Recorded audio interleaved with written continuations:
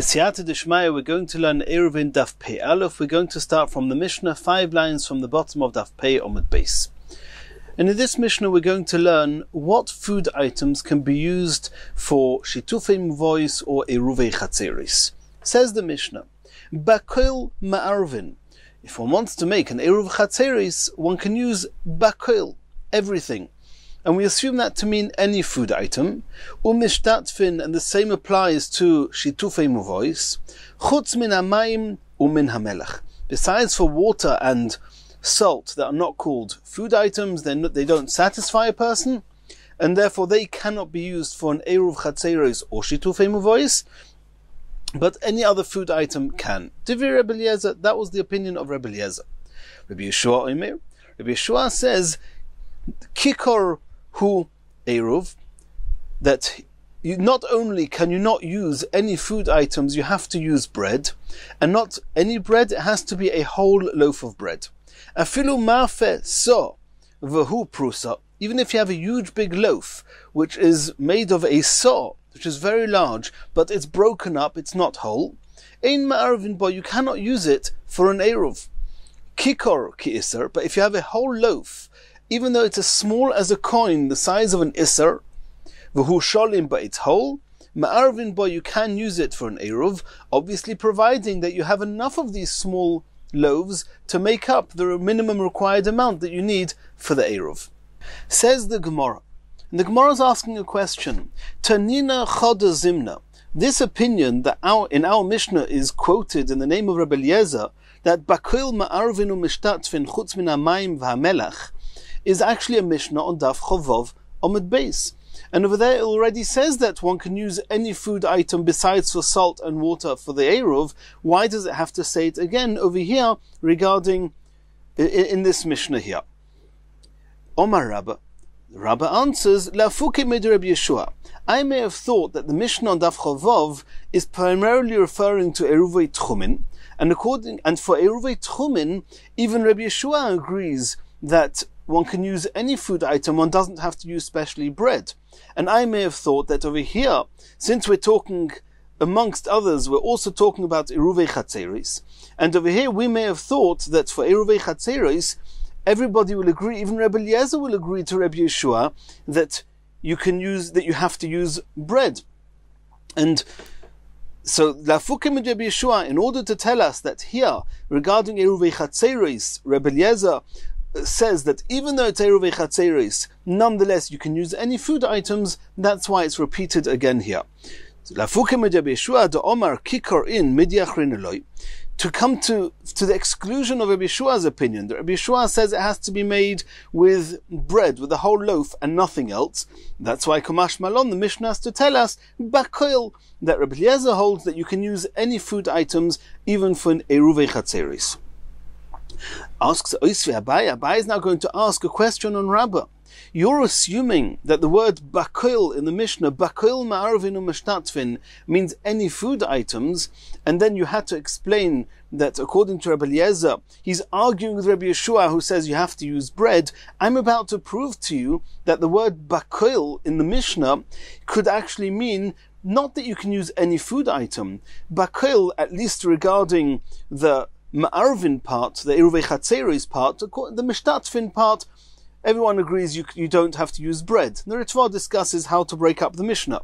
But regarding the chatzeris part, we're about to learn that bakil could mean bread. And that's the same as Rebbe Yeshua. Rebbe Yeshua says you have to use bread. Bakil ba'arvin means any type of bread. And then the question will come back, how are we going to read our Mishnah? Eisve Abaya. Abaya is going to ask from a brisa. It says in the brisa, bakil ma'arvin. And we're about to see that the word bakil ma'arvin means with any types of bread. Eiruvei chatzeris. Ubakil mishtatvin shitufei muvois. And one's allowed to use any food item for shitufei muvois. V'le'omru le'ariv bepas. When did we say that you have to use bread? Elo b'chotzor bilvad. Regarding eruvei chatzeris, there you have to use bread. You can use any bread. But for other things, shitufei muvois, you do not even need to use bread. You can use any food item you want. That was the brisa. And now the Gemara is going to explain.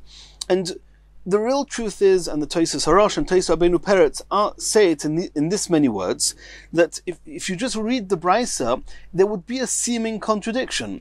It says that v'lo omru l'ariv bepas elo b'chotzer b'ilvad, saying clearly that for Eirovei Chatzeris you must use bread. But the opening words of the Brisa are, Bakil ma'arvin Eirovei Chatzeris, you can use anything for Eirovei Chatzeris. In order not to have a contradiction within the Brisa, the Bakil ma'arvin Eirovei Chatzeris must mean not any food items, but any type of bread. And that's going to be the question of Abaya, that the words Bakil ma'arvin in our Mishnah could also mean any type of bread, and then you cannot deduce from our Mishnah that Rabbi Eliezer actually argues with the Rabbi Yeshua, that Rabbi Yeshua says you have to use bread. Rabbi Eliezer says that, and we thought that Rabbi Eliezer held that you do not need to use bread, as we saw before, La Fuke Mid Rabbi Yeshua. No, maybe it's not La Fuke Mid Rabbi Yeshua, regarding which food items. So the Gemara is going to say it a little bit differently to the way I explained it, and the Rishonim ask why the Gemara says it like this, but this is what the Gemara means. Man shamas le de omar pas in midi achrin eloi, the closing words of the Brisa, that le'ariv v'lo omru le'ariv bepas elo chotzer b'ilvad, that regarding Eirovei Chatzeris you must use bread. Who's that opinion? Rabbi Yeshua. It's the explicit words of Rabbi Yeshua in our Mishnah. And nonetheless, Uktoni, it says at the beginning of the Brisa, Bakil, that you can use Bakil anything, it must mean any types of bread. So the term Bakil Ma'arvin could mean any types of bread, and it's not La Fuke Rabbi Yeshua, it's not to the exclusion of Rabbi Yeshua. So how could you Rabbah say, La Fuke Mid Rabbi Yeshua, that the words Bakil Ma'arvin are to exclude Rabbi Yeshua's opinion? Who says they exclude Rabbi Yeshua's opinion? Rabbi Bar Bar Chona says you have to explain like this. Of course, Rabbi Eliezer is excluding Rabbi Yeshua because it's a machlokes. First, the Mishnah mentions Divrei Rabbi Eliezer, and then it says Rabbi Yeshua. So they must be arguing about something. Rabbi Yeshua said it has to be not only bread, it has to be whole loaves.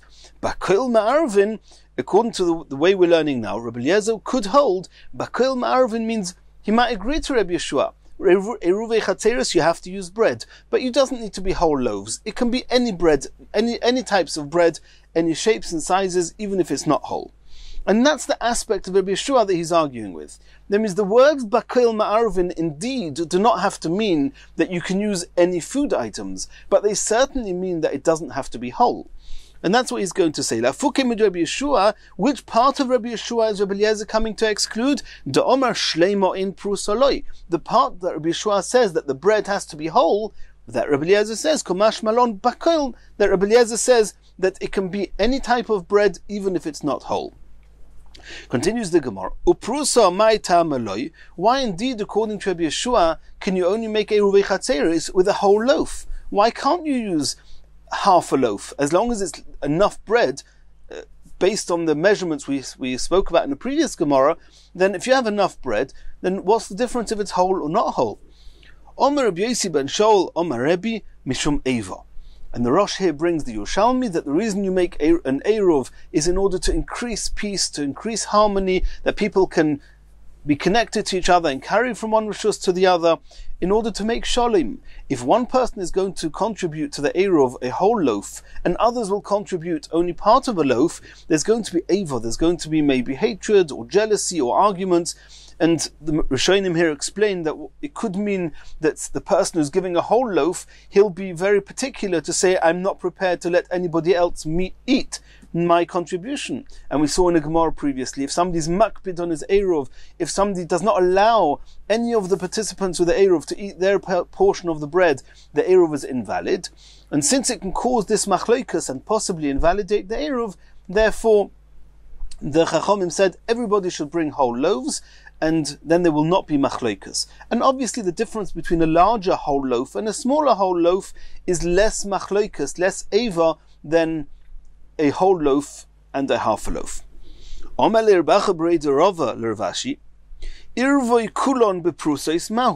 I can understand that if part of the people contributing to the Eruv give whole loaves and part give half loaves or pieces, I can understand there will be hatred, there could be machlokas and jealousy, and we don't want that. If everybody is giving just parts of a loaf, then it's as good as everybody giving whole loaves. Is that okay? Omerle. So Rashi answered back, Shema yachzor dover l'kilkuloi. You're right that theoretically it should be okay. However, we're afraid that at some point in time, somebody's going to bring a whole loaf, and then again we're going to have an issue, and therefore the Chachomim said, according to Rabbi Yeshua says that you always can only ever make a Eruv Chatzeros with whole loaves. Omer Rabbi Yochanan ben Shol, Nitla heimeno kedei chaloso. We know that when you make a dough, if it's large enough, you have to separate part of it for challah. And it's got the same halachas as truma, and the time of the Beis Hamikdash it was given to the kohen, and that's called taking away challah. So what happens if you have a big loaf of bread, and you took off, you didn't take challah when it was still a dough, you took off kedei chaloso, you had to take off some challah. The question is, if the fact that all you took off is challah, and when taking off challah, you haven't destroyed the challah by cutting it up, by breaking it up. You've actually fixed the challah, because before then you're not allowed to eat it, and now you're allowed to eat it. So that was the question here. Nitlo imenu chalosa, or kedei. It's not a question; it's a statement. Rabbi Yochanan says that if nitlo imenu kedei chalos, if all you separated from the bread was the amount that you need to separate for challah, kedei dimua. Dimua is a mixture. If you had one portion of the dough, one portion of dough of truma that fell into 100 portions of chulin, then it becomes bottle, and you're allowed to use that bread and use it as if it wasn't truma. However, one portion, which Rashi says 1 out of 100, you have to separate from this dough and give that to the kohen, so to speak, as if you knew that that was the truma bit. Really, if it falls into 1 into 100, it's bottle, and it does not have the status of truma. So if somebody, because the halacha is you have to separate a 100th of this bread and give it to the kohen, and before then you're not allowed to eat it. So if you separate it from this loaf, this 100th of the bread, to give to the kohen, then again you fixed the bread, because only after you separated it you can actually eat the bread. Then it's not called that you've broken the bread, you've fixed the bread, ma'arvin loiba, and you're allowed to use such a bread, even though it's not completely whole. You can use it for Eruv Chatzeros, even according to Rabbi Yeshua. Asks the Gemara, V'atanya kedei dimua ma'arvin ba. We learnt in the Brisa that if you take off 100th, then indeed it's still considered as if it was whole, and you can use it for Eruv Chatzeros according to Rabbi Yeshua. But kedei chalosa, if you remove the amount you need to take off for challah, ein ma'arvin loiba. That's too much you've taken off the bread to still be considered whole, and you cannot use it as an eruv. So how can Rabbi Yochanan ben Shol say that even if you took off as much as you need for challah, it's still considered whole? Says the Gemara lo yikashya, there's 2 different types of challah. Depends who you are as to how much challah you have to take off. When it says ma'arvin, which means only a little bit of dough was taken off, that is talking about b'chalas nachtim, the bread of a baker, and a baker only needs to take off a 48th of the dough, and that little bit, if you take it off, it's still considered whole, and you can use it for Eruv Chatzeros. Ha b'chalas balabais. However, when it says in the Brisa that kedei chalosa ein ma'arvin ba, because too much has been taken away, that's referring to a balabais, a regular homeowner, and the amount of challah he has to take is 1 of 24, which is double than chalas nachtim, a baker's bread, which you only have to take off 1 of 48. If you have to take off that much, which is 1 of 24, that's too much, and the bread is no longer considered whole. Ditnan, we learnt in a Mishnah, shi'ur challah, how much challah do you have to separate from a dough before you can eat the rest of the dough? Echod me'esrim v'arba, a 24th of the dough. Ha'oisa isa la'atzmoi, ve'isa le'mishte b'noi, echod me'esrim v'arba. It's true that if you're making a dough for yourself, or you're making it for the chasna of your son, but you're using it for your own purpose, you're not selling it, then it's 1 of 24. Nachtim, however, a baker, shehu oisa limker b'shuk, he's making breads in order to sell it in the market. V'chein ha'isha she'asta limker b'shuk, or even if it's a woman in her home, it doesn't matter where you're baking the bread. It depends why you're baking it. If she's doing it in order to sell the loaves in the market, echod me'arboim u'shmoina, then you only have to separate a 1/48th of the dough, and that's how we answered the question. That if 1/48 was taken off in the event that it was a bread of a nachtoim, of a baker, then you can still use it for the Eruv, but if a 24th was taken away, then you cannot use it for the Eruv. Continues the Gemara, Omer of Chizda, Tafra bekesam. If you had a loaf of bread, it was cut into pieces, but somehow you connected all these pieces using a splinter. You put a splinter through the bread, and you, so to speak, connected all the pieces, and now it looks like a whole loaf. Do we say that it has the status of a whole loaf, and according to Rabbi Yeshua, you can use it for Eruv Chatzeris, or not? So Rav Chizda says, Tafra bekesam ma'arvin leiba, you can use it for the Eruv. Asks the Gemara about Tanya ein ma'arvin leiba. We learnt in a brisa that once the bread is cut up, it's no longer considered whole, even if you connect the pieces with a splinter. Says the Gemara leikasha. Ha diya tifra. When it says that in the brisa you cannot use such a bread, that's when the point where the pieces are connected are recognized. You can tell. If it's clearly evident that it's been cut up and it's just been stuck together with a splinter, then you cannot use it for the Eruv. And when Rav Chizda said that by connecting it with a splinter you can use it for the Eruv Chatzeris, is if you cannot tell, it's not recognizable that the pieces are actually cut up and just held together. Continues the Gemara. Omer Abzeira Mashmuel. Ma'arvin bepas oires, you can use bread made of rice, or bepas doichen, which we may translate as millet, and you can use that for an Eruv. Omar Mar Ukva. L'didi mefarsheli minei de Mar Shmuel. Mar Ukva argues with Reb Zera and says, I heard from Shmuel not like you said. You, Reb Zera, heard from Shmuel that you can use oires or doichen. Mar Ukva heard from Shmuel that pas oires ma'arvin, the bread of rice indeed you can use for the Eruv, but pas doichen ein ma'arvin. But if the bread is made of doichan, then you cannot use it for the Eruv. It's not considered bread. Omer B'chia bar Ovin, Omer Rav, it was said in the name of Rav, ma'arvin bepas adoshim, bread made of lentils, or with lentils, you can use for an Eruv. It's considered bread. Asks the Gemara, Eini, how can that be? There was this bread in the days of Mar Shmuel, which was made of adoshim with lentils. Not only did a person not eat it, he threw it to his dogs, and even the dogs wouldn't eat it. So it's not considered a food item. Of course, it's not considered bread. So how can you, Rav, say that ma'arvin bepas adoshim in the times of Shmuel? Of Mar Shmuel, this bread was considered totally inedible. Answers the Gemara, that bread that Mar Shmuel threw to the dogs and even they wouldn't eat it, is referring to the shar minim. Besides for having lentils in, it had other species in it as well, and that mixture, that concoction of species, rendered it totally inedible. How would the shar minim have you?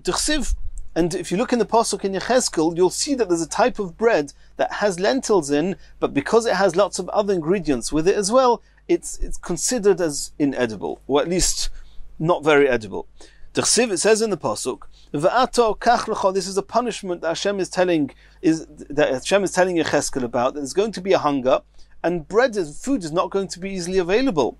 You're going to take chitin, which is a wheat, v'soirin and barley, upul and beans, v'adoshim and lentils, v'doichan and millet, as we saw, v'kusmin and spelt, v'goimer. And the pasuk continues, v'nasat ta'oisam b'kli echad, you're going to mix them together in a single utensil. V'sisa oisam lecha lelechem mispar hayomim asher tashoichiv al tzidcha, shloish mois tishim yom teichlenu, you're going to eat it for 390 days, and you're going to eat it for many days, and that's because of the hunger.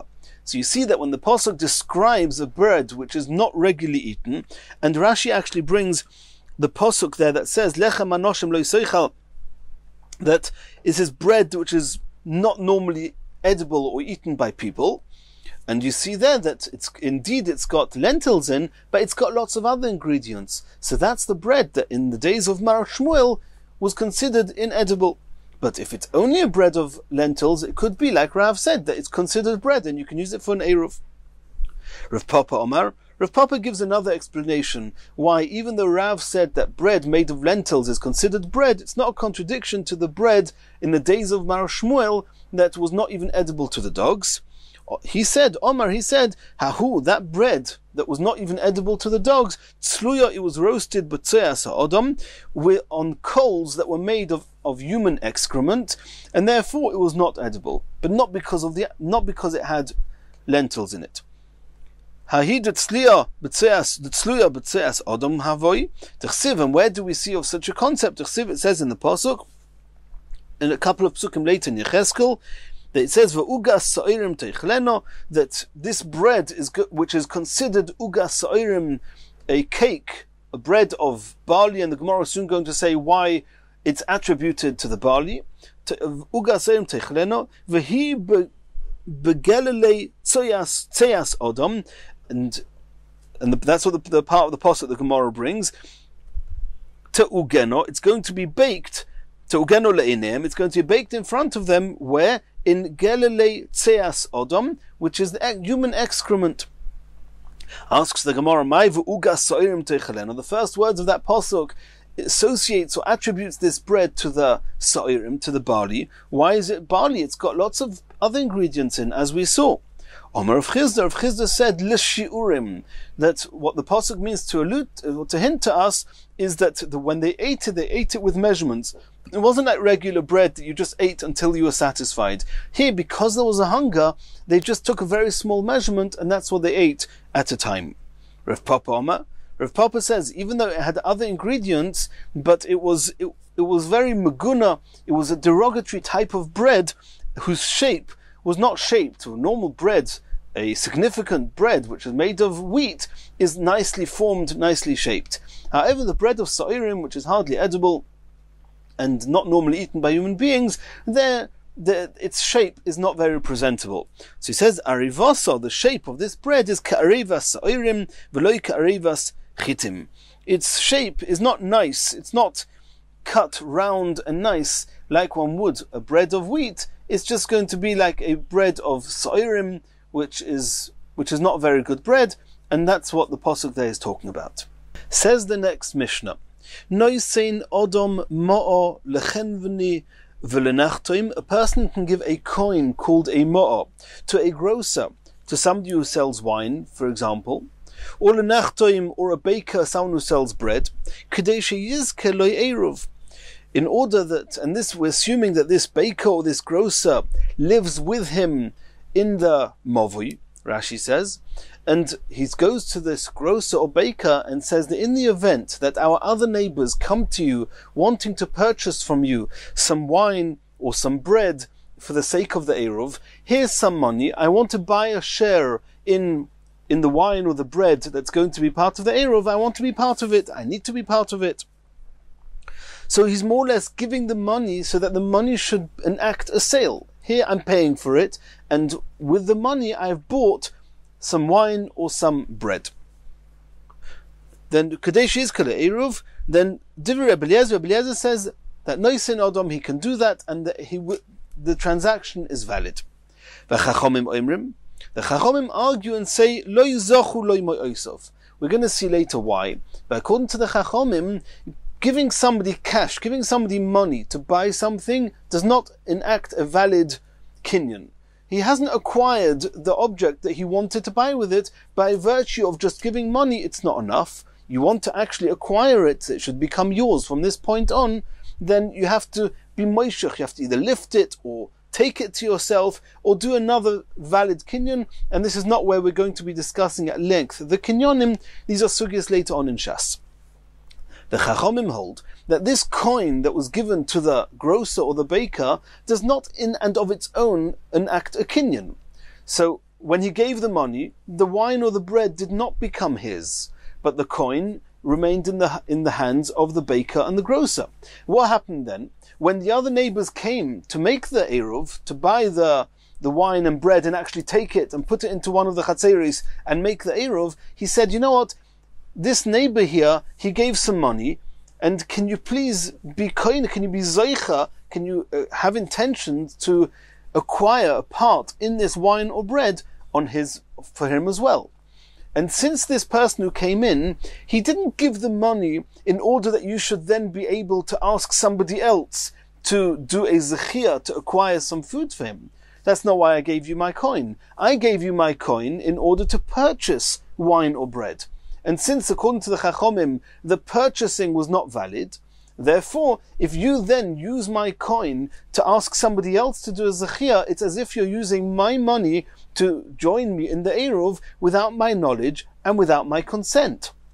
And we've already seen before that you cannot make an Eruv without consent, without the knowledge of the person who's doing it.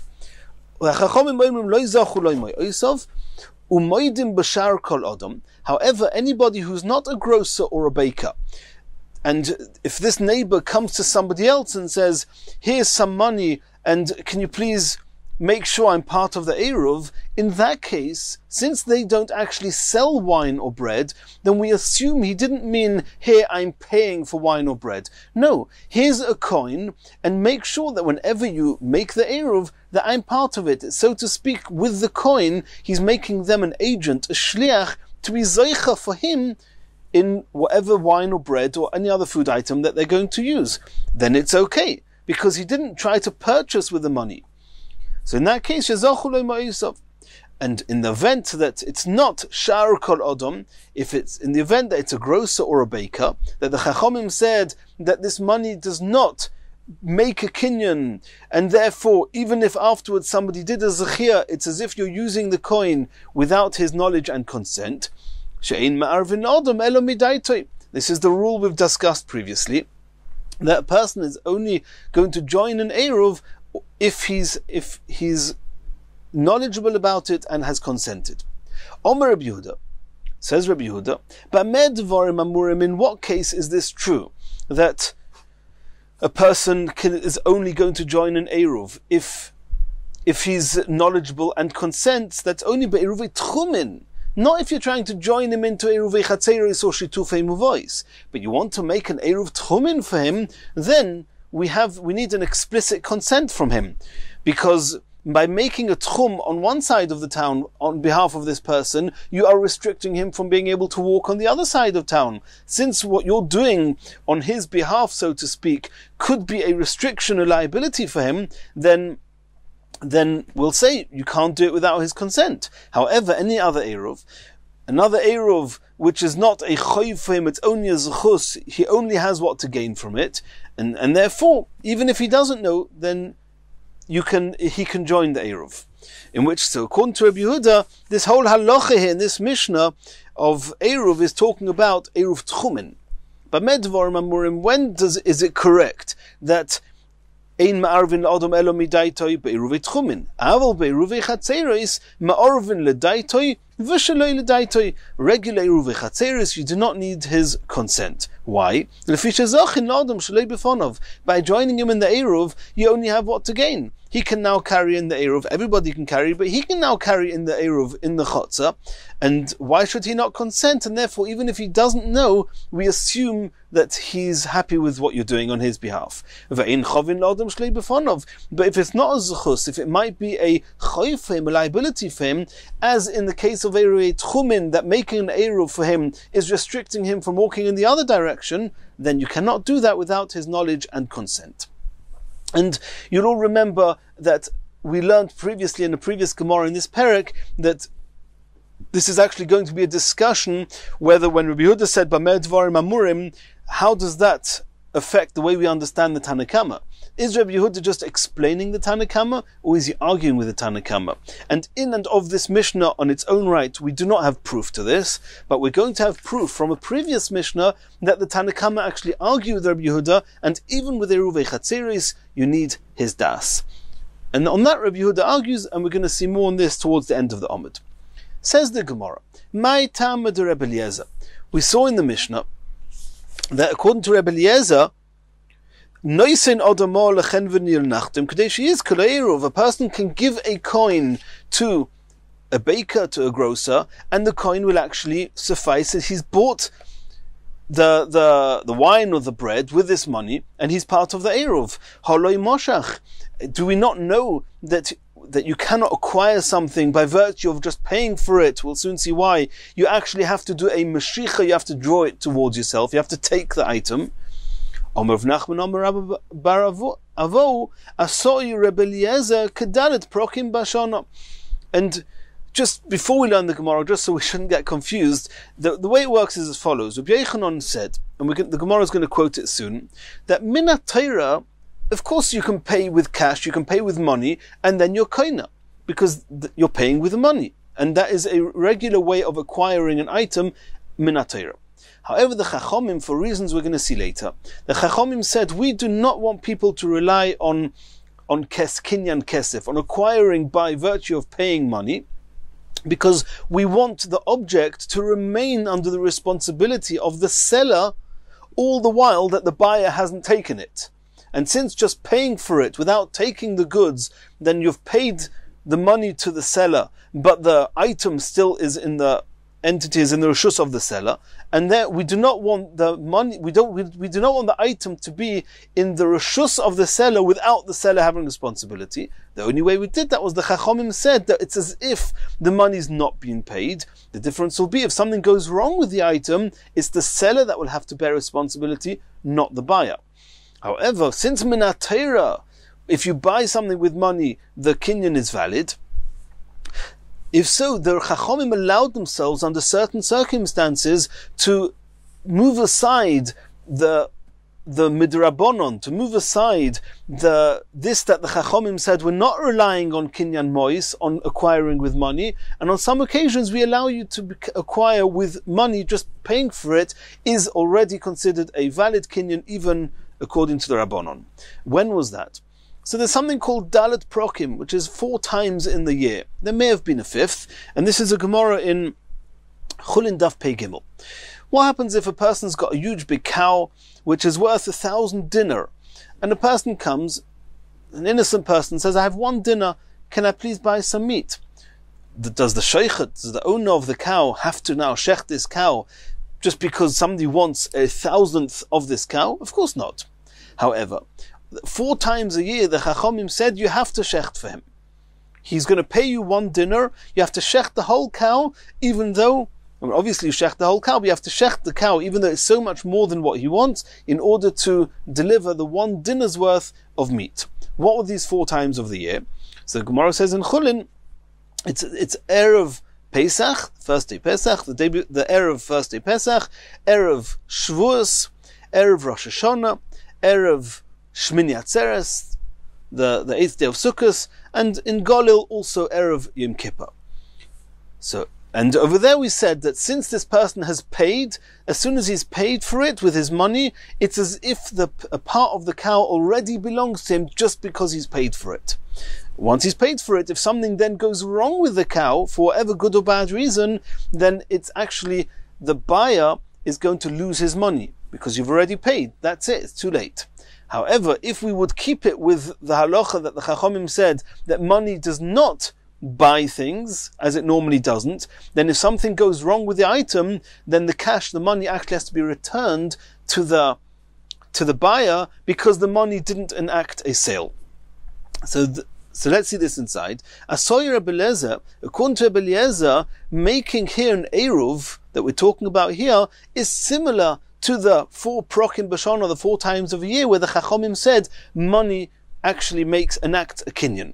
That we learned in the Mishnah, in Chulin Daf Pei Gimel, B'dalet prokim elu, these 4 times of the year, mashchiten es hatabach, we force the butcher to shech the cow, ba'al korchoi, even if he wouldn't do it otherwise, afilu shoyer, even an ox, shove 1,000 dinar, that's worth 1,000 dinrim, ve'enu lekeach elo dinar echad, and the buyer only has a single dinar, koifin oisei lishchoit, he has to shecht and make the meat available for the buyer. Lefikach, im meis lekeach. Since the Chachomim are forcing the tabach, and what they've done is they've said that the money that you've paid for it is actually considered, the kinyan has been made, you've acquired that part of the cow, that part of the shayr that you're going to receive with the money, and if something happens, if the ox dies, then meis lekeach, the lekeach loses his money, the seller does not need to refund the money to the buyer. Meis lekeach asks the Mishnah, asks the Gemara, how can it be meis lekeach? How can you say, just because you force the butcher to sell the cow, why should it be that the person who paid for it should lose his money in the event that the shayr dies? he only paid money. Money doesn't make a kinyan. Haloi moshach, he didn't actually do a mashicha on the cow. If he took the cow to him and had in mind to actually acquire that part of the cow that he's going to buy with this mashicha, then of course it's a kinyan, and of course, if anything, if the cow dies, it's the loss of the buyer. But here he only paid. He didn't do mashicha.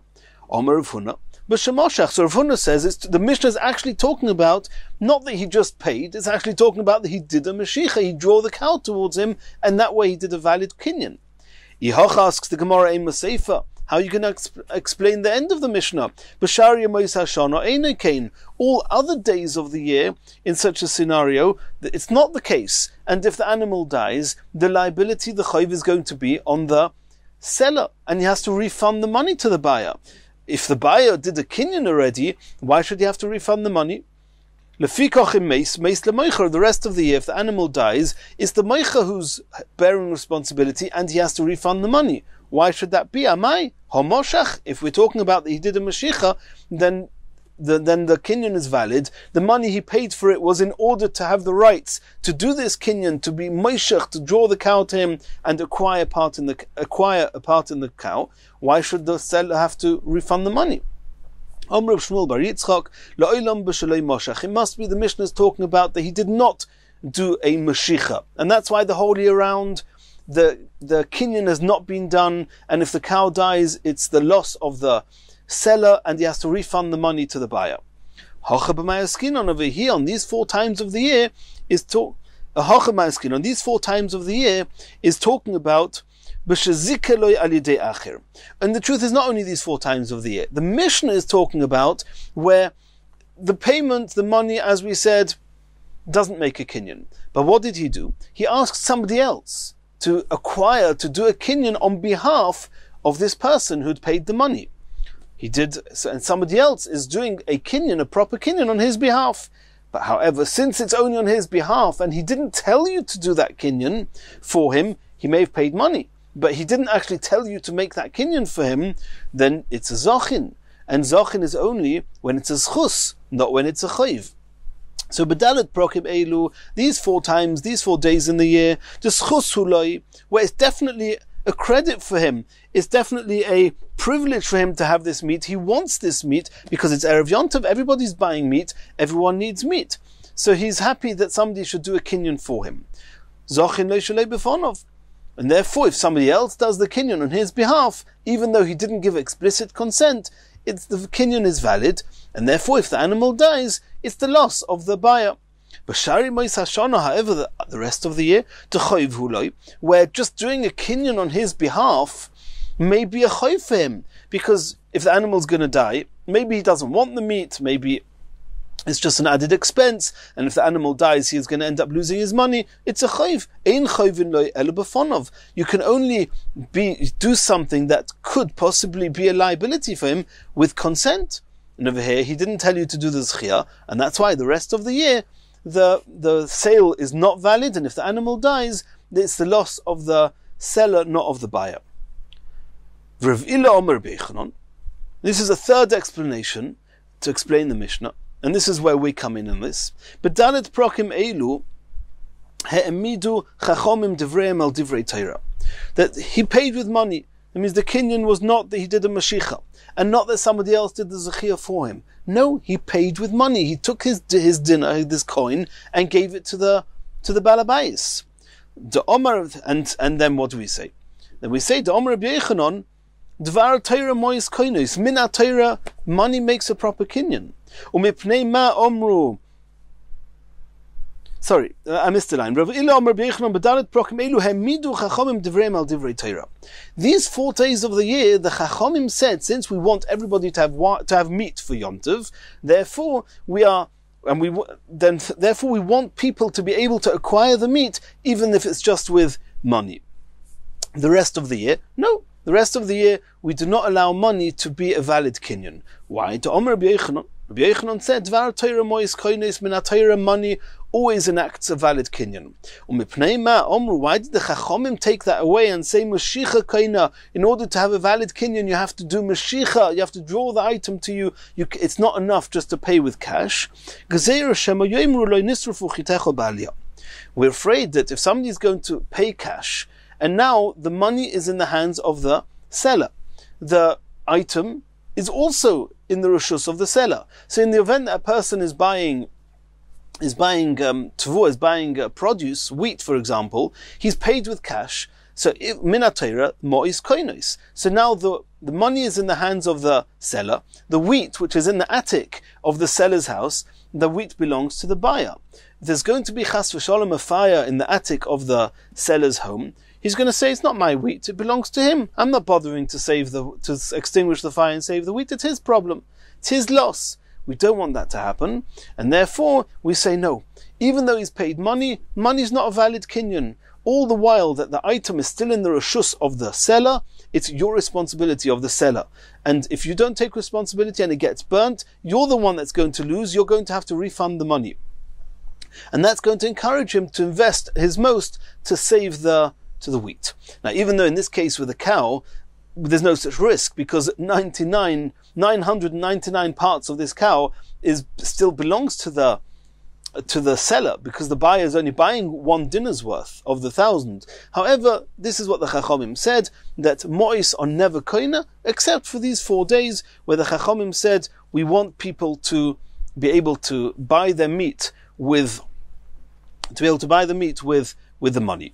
And we're going to learn more about this in Mitzvah and Chulin. We'll see more the details of this. And so coming back to our Gemara, Rebbe Lezer over here, because of Kovod Shabbos, we wanted people to be able to join the Eruv. So according to Rebbe Lezer, the Chachomim actually allowed people to pay with cash, and the kinyan was valid. If the kinyan is valid, then his Eruv is a good Eruv. Continues the Gemara, Umoidim b'shar kol odom v'chulu.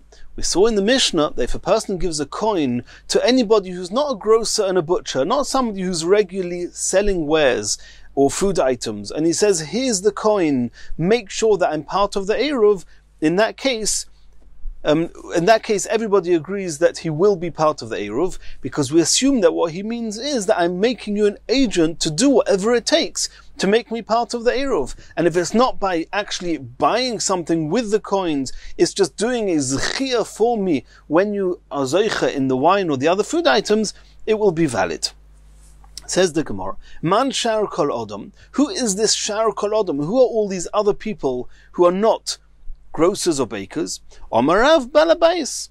Any balabais who is not a grocer or baker, they do not sell wares typically, they do not sell food, and therefore, as we said, giving money to the balabais is actually a statement of, I'm making you an agent to do what it takes. However, regarding a grocer and a baker, giving money is intended to enact a sale, and since a sale cannot be done by just paying money, therefore he has not acquired a part in the wine or the bread with the coin, and all the coin is doing is being used, so to speak. The baker or the grocer is making himself into an agent post having received this coin. They're making themselves into an agent to arrange for him to be part of the Eruv. Nobody gave them permission to do that, and therefore, according to the Chachomim, lo yizochu lo ma'osav, and he's not part of the Eruv. Omarav balabais. V'chein Omar Shmuel balabais de Omar Shmuel lo yishanu elo nachtim. Only a baker, we assume that if you give money to the baker, you actually want to buy bread with the money, not use the coin to make the baker into an agent to do what it takes, that he should be part of the Eruv. Aval balabais koina. If the balabais is given this coin, and then the balabais arranges for somebody to do zechia on his behalf, then koina, he's become part of the Eruv, and he can carry and the Eruv is valid. V'omar Shmuel lo yishanu elo mo. All this is true only when we're talking about money. Aval kli. If you're trying to acquire some food item using a utensil, koina, then there's a concept called kinyan chalipin, we're going to learn about later on in Shas, where if you give somebody a utensil, and with the intentions of in turn receiving for this utensil to receive a share in the bread or the wine or whatever else, then it's a valid kinyan. V'omar Shmuel. Shmuel also said, Lo yishanu elo de'omar loi zacheli.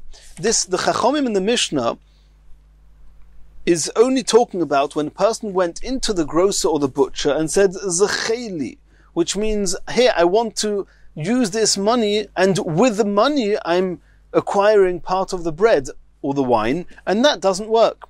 Aval Omar Arivli, but if he goes into the butcher or the baker and he says, here's a coin, make me part of the Eruv, that's something else. Then Shliach Shavya, then I'm making the butcher or the baker or the grocer, I'm making them into an agent to make me part of the Eruv, and then Koni, V'Koni, and then if they make sure that one of the other neighbors is koina, is zoicha on his behalf in the food item, he's koina and the Eruv is valid. Continues the Gemara. Omer Rabbi Yehuda, b'meh dvorim amurim v'chulu. We saw in the Tanakama that you can only do an Eruv ein ma'arvin la'odom elo midaitoi. And as we saw there, according to the Chachomim, since the coin itself did not enact a valid kinyan, and you're using the coin and then making yourself into an agent that somebody else should do zechia, that's called using a coin to help that person join the Eruv shaloi midaite without his consent, and therefore it's not valid. That's what we thought. That was what the Chachomim said. Rabbi Yehuda said that when do you need to have a daitoi? It's only by Eruv Tchumen, not by Eruv Chatzeris. Omer Rabbi Yehuda Shmuel, halacha Rabbi Yehuda. Shmuel said the halacha is like Rabbi Yehuda. And we'll soon see what that means. What Shmuel was actually saying is, there's a machloikas between the Chachomim and Rabbi Yehuda, and I'm telling you that halacha is like Rabbi Yehuda, not like the Chachomim. We'll soon see who argues with Rabbi Yehuda. Does anyone argue with Rabbi Yehuda? We've seen this in the Gemara before. We're going to see it again now. Not only that, said Shmuel, anytime you find a Mishnah quoting Rabbi Yehuda in the halachas of Eirovin, halacha k'moisid, halacha follows Rabbi Yehuda.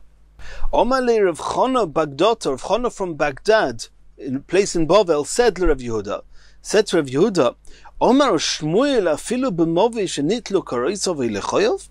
Is this true also regarding if in the middle of Shabbos the koira that was going above the entrance of the Movui, or the post on the side of the entrance of the Movui, and there also we have the opinion of Rabbi Yehuda. Rabbi Yehuda said that if they came down in the middle of Shabbos, since one was allowed to carry in the Eruv at the beginning of Shabbos, you can continue carrying in the Eruv. That's a kula, a leniency of Rabbi Yehuda.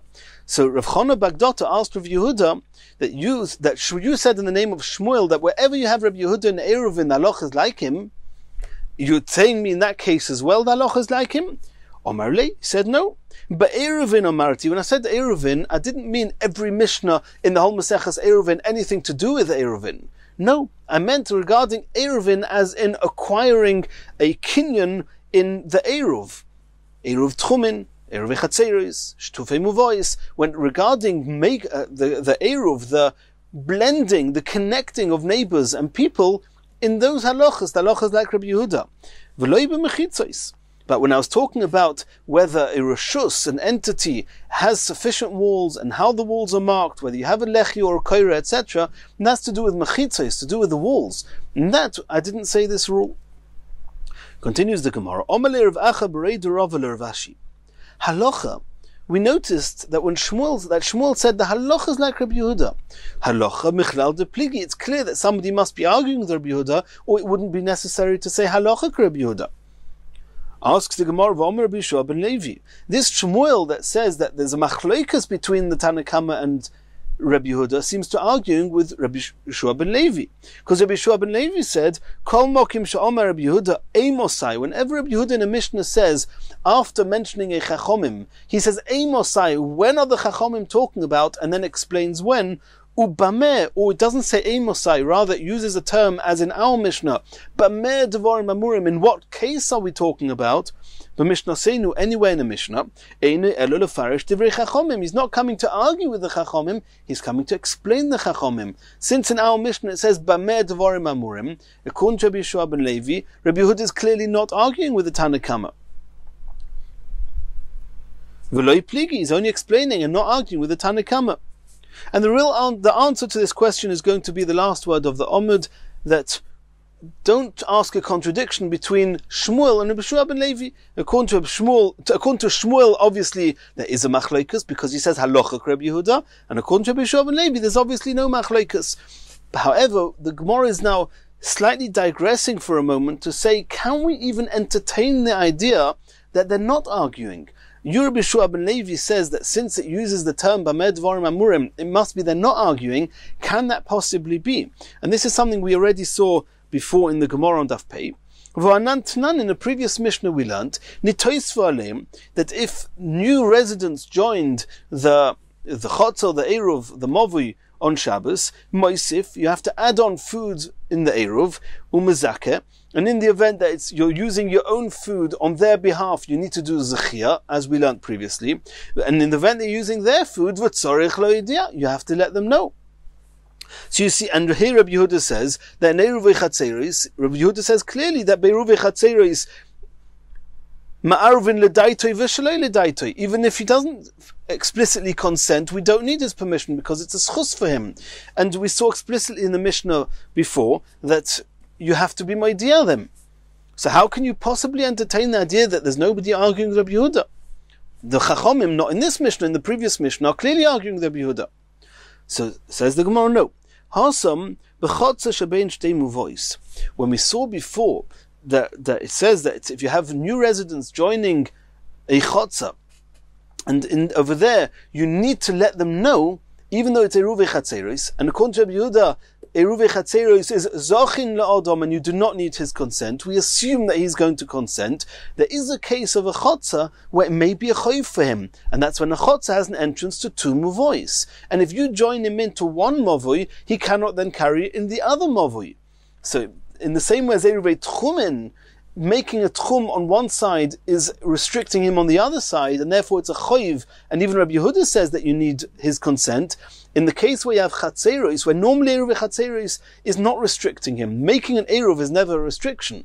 However, if you have a chotzer between two mavois, joining one mavoi is restricting him to the other mavoi. In that case, Rabbi Yehuda agrees, you have to let them know, and that's what that previous Mishnah is talking about. And then, again, it's not arguing with Rabbi Yehuda. Says the Gemara, "V'omer of Shizbi, Omer of Chizda, Zoi Soimeres Chalukin Olav Chaver of Rabbi Yehuda." Rav Chizda said explicitly that Rabbi Yehuda in this Mishnah here, at the top of Pei Aleph Amud Beis, is arguing with that Mishnah that we saw on Daf Pei Amud Beis. So it's clearly there is a machlokes, and then what's going on here? There is a machlokes. And that means, at least according to Rav Chizda, that previous Mishnah must be talking about a case where there's just one chotzer and one movui. And even in that case, you need to have his consent, not like Rabbi Yehuda says here. So Rav Chizda is clearly understanding that there's a machlokes here. That means that the previous Mishnah and this Mishnah is arguing. But either way, now we're going back to that question that we said, you, Rabbi Yehoshua ben Levi, assumed that Rabbi Yehuda is not arguing with the Tanna Kama, and if so, you have to learn the previous Mishnah as being where it's a choiv, not a schus, and there's one chotzer between two mavuis. And that's arguing with Shmuel, where Shmuel says the halacha is like Rabbi Yehuda. That must mean that the Chachamim are arguing with Rabbi Yehuda. And if they're arguing with him, they obviously have to learn the previous Mishnah, like Rav Chizda learnt, that is talking about that it's one chotzer and one mavui. So how can you have what's going on here? Rav Yehoshua ben Levi is arguing with Shmuel. Says the Gemara, Elo Gavra Agavra Koramisa. Why are you asking a question, Shmuel, from Rabbi Yehoshua ben Levi? Marasov ar pligi. According to Shmuel, he holds that Rabbi Yehuda argues with the Chachamim. Marasov alei pligi. And Rabbi Yehoshua ben Levi will say that the Rabbi Yehuda is not arguing with the Chachamim. And obviously the difference will be how we learn the previous Mishnah. But it's not a question, how can Rabbi Yehoshua ben Levi argue with Shmuel? Continues the Gemara Gufa. Omer Rabbi Yehoshua ben Levi, we just saw that Rabbi Yehoshua ben Levi said, Kol mokim she'omer Rabbi Yehuda, Eimosai ubameh, b'mishnah seinu. Whenever you have a Mishnah where Rabbi Yehuda expresses himself by saying, Eimosai, when does a halacha that the Chachamim said apply? Or b'meh dvarim amurim, in what case does it apply? Which Eimosai and Bamed Dvarim Amurim are similar terms. Whenever he says that, that's when Rabbi Yehuda says that, he doesn't mean to argue with the Chachamim, he just means to explain the Chachamim.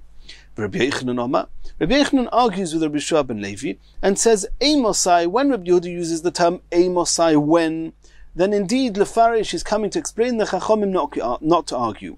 Ubameh, however, when it says Bamed Dvarim Amurim, like in our Mishnah here, Lachloik, in that case he is being Chayluk, and that's how we saw that. That's how Shmuel and Rav Chizda, they all learnt that there's a Machloikus between Rabbi Yehuda and the Chachomim. Asks the Gemara, Va'emosai, Rabbi Yeshua ben Levi said that when it says Amosai, and Rabbi Yochanan didn't argue on this point, that they both agree that when Rabbi Yehuda in the Mishnah says Amosai, when does a specific halacha apply? It means that they are explaining the Chachomim, not arguing with the Chachomim. Ve'amosai lefarishu, v'atnan, this seems to contradict a Mishnah. And without going into all the details, this is a Mishnah we're going to learn about at length in Sanhedrin in Mirz Hashem. But there's a halacha of which people are kosher to give witness in Beis Din.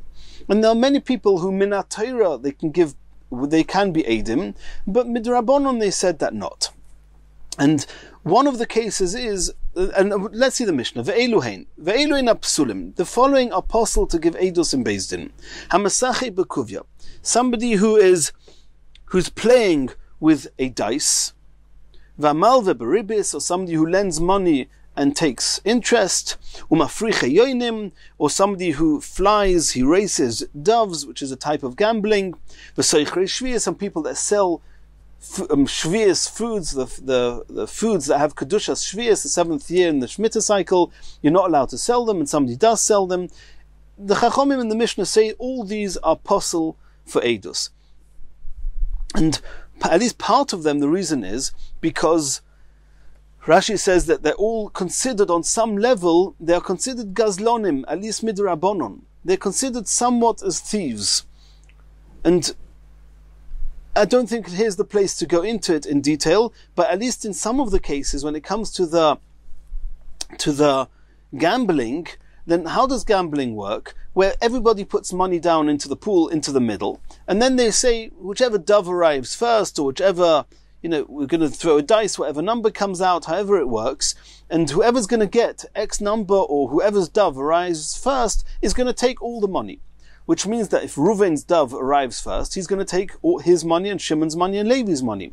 When Shimon put the money down, did he actually intend to give up that money and with a full heart relinquish his ownership on the money to whoever's going to win? Or does he say, no, really it's my money and I don't want anyone else to take it, and I'm not consenting so much. I'm putting the money down because I assume I'm going to win, and then I'm not going to lose my money. That's called asmachta. And the question is, asmachta kanya or loy kanya? Do we say that asmachta, since it's just he's hoping, or he's guessing, or he's hoping to win, do we say that somebody who puts money down on those terms, that the pool actually was koina, and whoever receives the money is not called a gazlan, a thief, a robber? Or are we saying no, loy kanya, and then whoever takes the money is actually called a gazlan, at least midrabanon?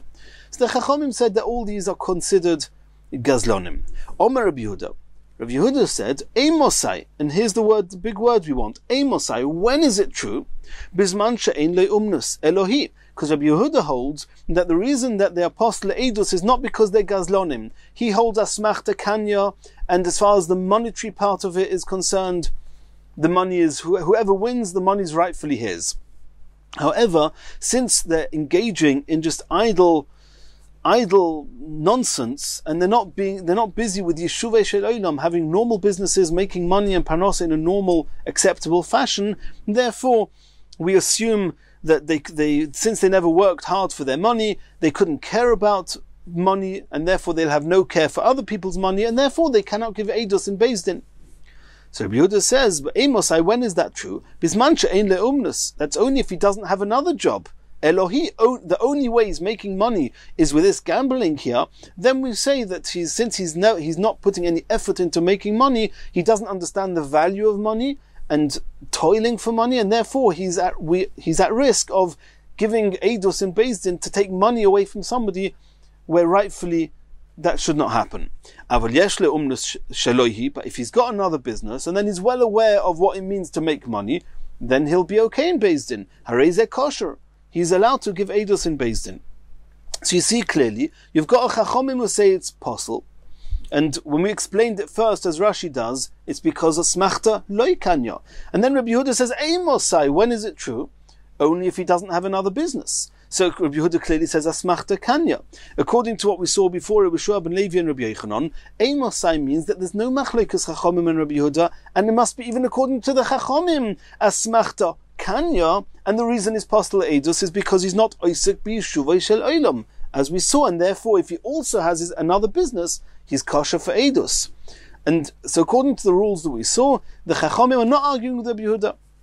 However, that's all fine and good until you read the Brisa. What does it say in the Brisa? The Chachamim argue with Rabbi Yehuda, and they say Bein she'ein lo umnus Elohi, irrespective of if he doesn't have any other business besides for his gambling. Bein sheyesh lo umnus shelohi, even if he does have a business which is not the gambling. Harei ze apostle. He's possible, and they obviously hold asmachta loy kanyo. And the person who puts the money into the middle does not do it with a good heart. The person who's receiving the money is taking money that's not rightfully his, at least on Rabbanon level. So you see clearly that the Chachomim are arguing with Rabbi Yehuda, even though Rabbi Yehuda used the term Eimosai. Answers the Gemara, no. There's two different Chachomim here. There's the Chachomim in the Mishnah, and there's the Chachomim in the Brisa. The Chachomim in the Mishnah, like Rabbi Yehuda, they hold asmachta kanya. And the reason that the apostle Eidos is because they're not oisuk b'yeshuvah shel olam. The Chachomim in the Brisa, they hold asmachta loy kanya. They hold that when a person puts money in, knowing, on hoping and assuming that he's going to win, is actually not putting the money in with a good heart, and therefore the person receiving it is a gazlan, and therefore, even if he has another business, it doesn't help. Anyone who's engaging in this gambling is postle edus. Where do we find that there's another chachomim, another opinion that says asmachta loy kanya? It says Ahuda Reb Yehuda Omer Reb Tarfon. Those chachomim in the Brisa are actually Reb Tarfon. Omer Reb Tarfon he. The Tanya we learned in the Brisa. Omer Reb Yehuda Mishum Reb Tarfon. La'olam ein echod mehem nozer. What happens if somebody's walking down the road and Reuven and Shimon are watching him? Reuven says, if that person walking down the road is a Nazir, I'm a Nazir. Shimon said, if that person is not a Nazir, I'm a Nazir. And neither Reuven nor Shimon know whether this person is a Nazir or not. Are any of them a Nazir? So says Rav Tarfon, La'olam ein echod mehem Nazir. Neither Reuven nor Shimon is a Nazir. Why? If she'ein Nazirus can only happen elo lahafla. Only if he makes an unmistakable declaration, an absolute declaration, I am a Nazir. If somebody says, I am a Nazir, then he's a Nazir. But if he says, I'm a Nazir, if he's a Nazir, and this person doesn't know if he's a Nazir, that's not called an absolute declaration, and the Nazirus, he's not a Nazir. Alma, what do we see from Reb Tarfon? Given the Masabkele i Nazir Eloi, since it's a doubt whether this person was a Nazir or not, Eloi Nazir who, Loi Mashabit Nafshei, not Reuven and not Shimon actually intends to actually commit themselves to what they said, which was to be a Nazir. Hochanami. So too in our case here, in the same way as over there, Reb Tarfon says that a person doesn't commit himself to something unless he's absolutely clear with what he's doing. Hachanami here too, given the lo yoda ikoni iloikoni, since this person who's engaging in gambling doesn't know if he's going to win or not going to win, lo gomar makni, does not intend to actually commit himself with the money, he doesn't put the money in with a good heart, and therefore asmachta loy kanya, and therefore anyone engaging in this gambling is a ganav, is a gazlan, even if he has another business. Hadron aloch chaloin, Yemiritz Hashem will do chazor on Perek Chaloin, and the next share we're going to continue the next Perek.